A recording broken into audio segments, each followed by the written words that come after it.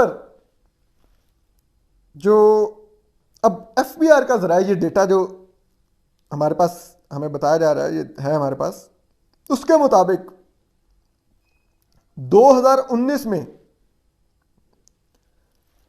Lieutenant general Faiz Hamid के पास, उनके खानदान के पास 120 एकड़ अराजी थी। कितनी? 120 एकड़। लेकिन आपको पता है अभी 2022 में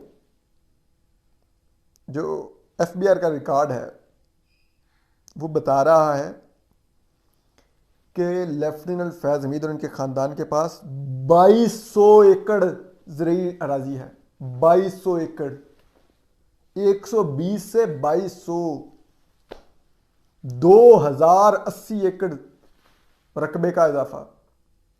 ठीक है।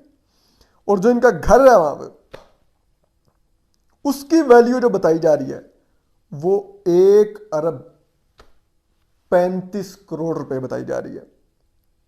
YouTube पर गूगली न्यूज देखने के लिए youtube.com की सर्च बार में गूगली न्यूज टीवी टाइप करें। गूगली न्यूज के पेज पर सुर्ख रंग के सब्सक्रिप्शन वाले बटन पर क्लिक करना ना भूलिए। YouTube पेज पर अपलोड होने वाली वीडियोस से बाखबर रहने के लिए बेल आइकन पर क्लिक कीजिए। आपको हर नई वीडियो के बारे में नोटिफिकेशन मौसूल हो जाएगा।